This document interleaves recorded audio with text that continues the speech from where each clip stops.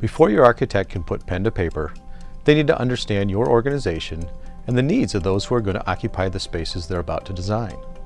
To set project goals, your architect may guide your team through several pre-design activities. One of those activities could be a visioning workshop.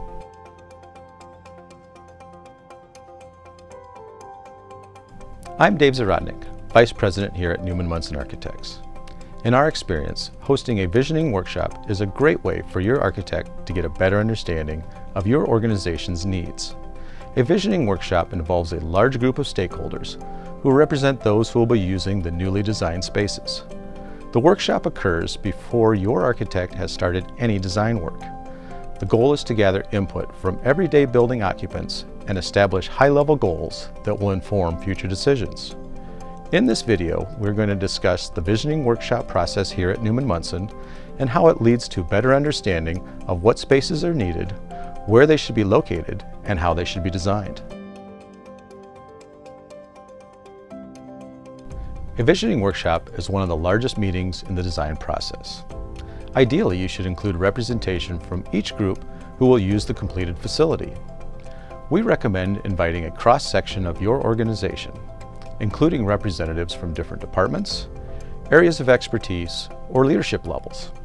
This is a chance to be aspirational and discuss how the project can improve your day-to-day operations. It's also one of the few times in the design process where we won't discuss budgets. Participants should feel free to discuss their needs without thinking about financial constraints.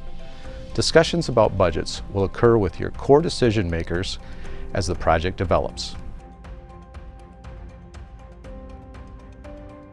A visioning workshop can be done in different ways.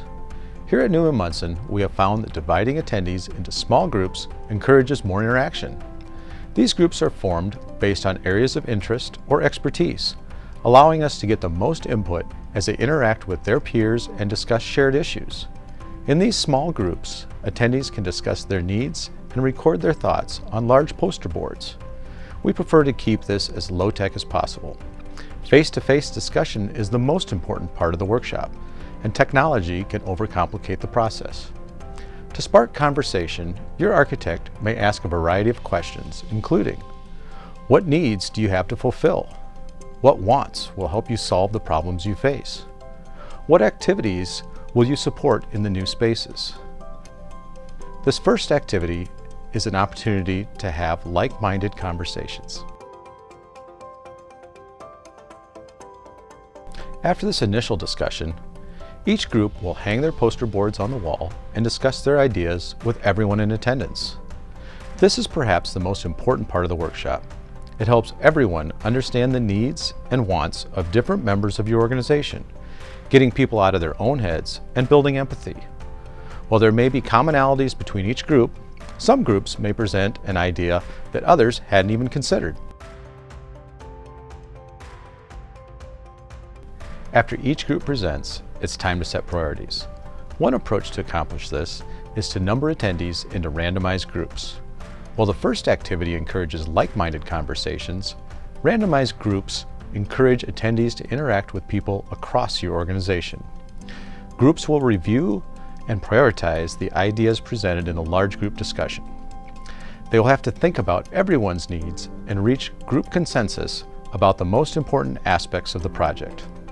Often we ask participants to categorize them into immediate needs or deferrable needs. An immediate need should be addressed in the project, while deferrable needs can wait until a later date. These deferrable needs can be worked into a master plan that looks out into the future 5 to 10 years. After the workshop, your architect will review the collected information and begin quantifying your needs into spaces. Later, they will discuss the program with your project's primary decision makers and provide a rough cost per square foot estimate. In short, the visioning workshop forms the foundation for the work ahead. It's an important opportunity to hear from everyday building occupants and how this project can benefit them. Thanks for watching.